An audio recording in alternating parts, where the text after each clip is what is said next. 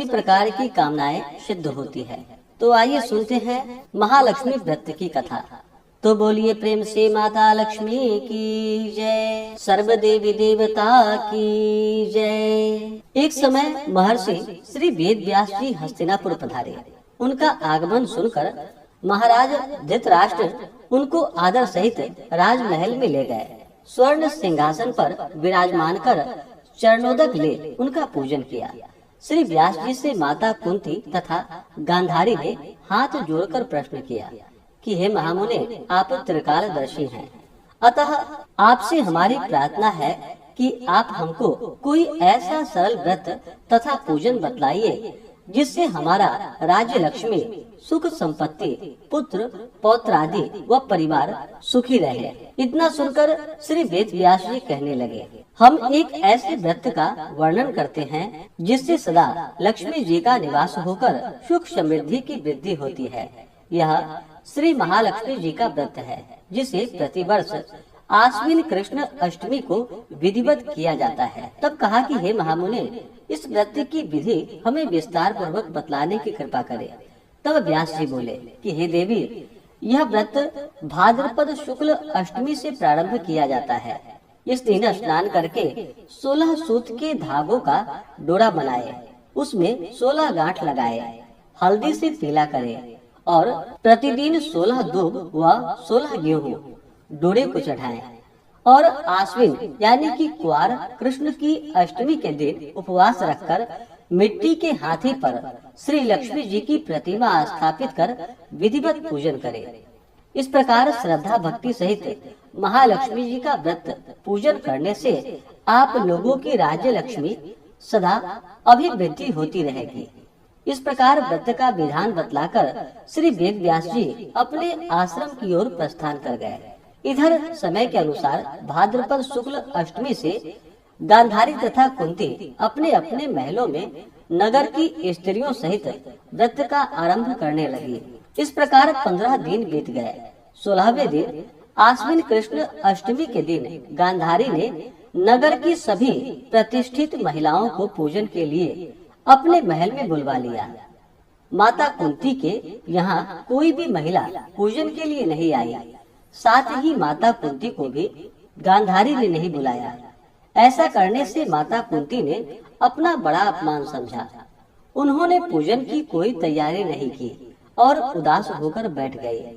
जब पांचों पांडव युधिष्ठिर, अर्जुन, भीम, नकुल और सहदेव महल में आए तो कुंती को उदास देखकर पूछा कि हे माता, आप इस प्रकार उदास क्यों हैं?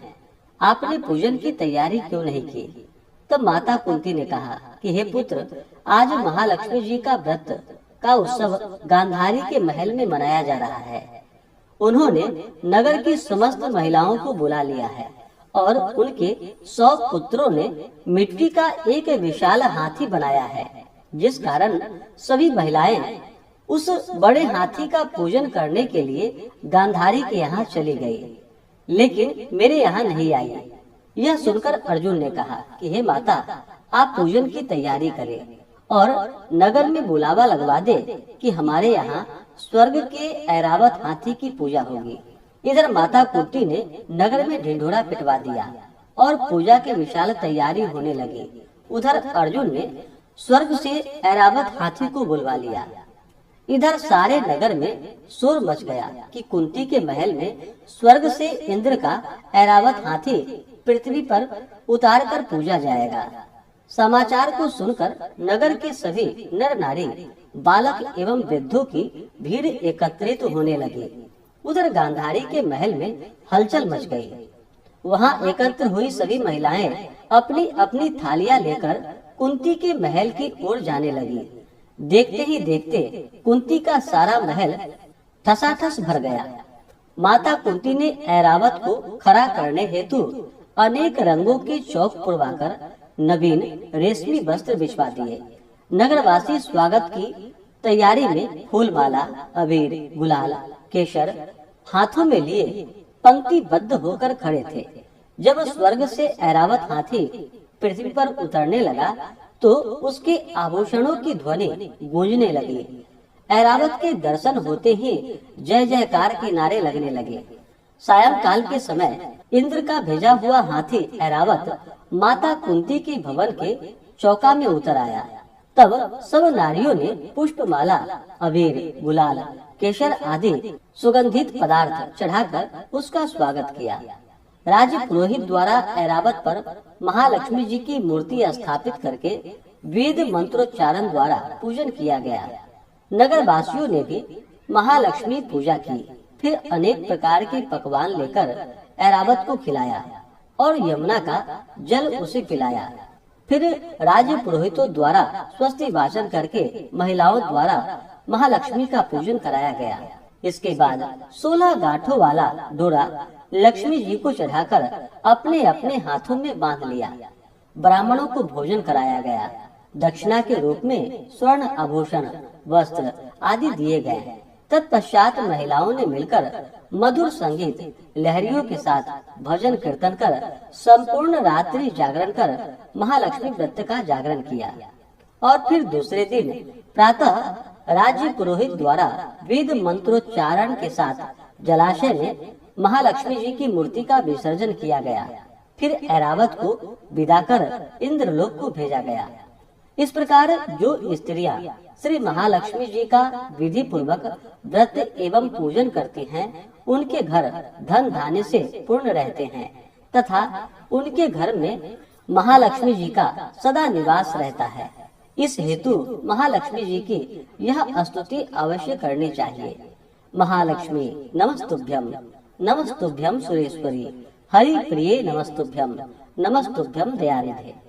तो बोलिए प्रेम से माता लक्ष्मी की जय, सर्व देवी देवता की जय।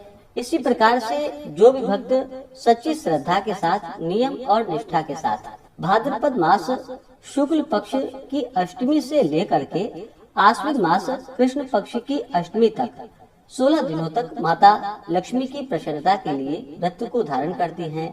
इस दौरान उनका पूजन करती हैं, कथा श्रवण करती हैं, शुद्ध और सात्विकता का पालन करती हैं, प्रत्येक दिन दीपादि का दान करती हैं। इससे माता लक्ष्मी की विशेष कृपा प्राप्त होती है, जिससे कि घर की सभी प्रकार की दुख और दरिद्रताएं दूर हो जाती है।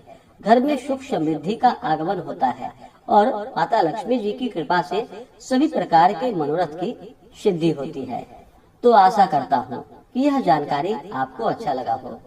इसी प्रकार से ज्ञानवर्धक जानकारियाँ प्राप्त करते रहने के लिए, व्रत पूजा के बारे में जानने के लिए, कथा को सुनने के लिए चैनल पे अगर आप पहली बार आए हैं तो चैनल को लाल बटन दबा करके सब्सक्राइब करें। साथ में बेल आइकन घंटी को दबाएं ताकि आने वाली वीडियो का नोटिफिकेशन आपको समय से मिलता रहे। वीडियो को लाइक करें, शेयर करें। सुखी रहे और स्वस्थ रहे। जय श्री राधे कृष्ण। धन्यवाद। सभी भक्तों पर माता लक्ष्मी का कृपा सदैव बना रहे। मिलते हैं फिर अगले वीडियो में, तब तक के लिए धन्यवाद।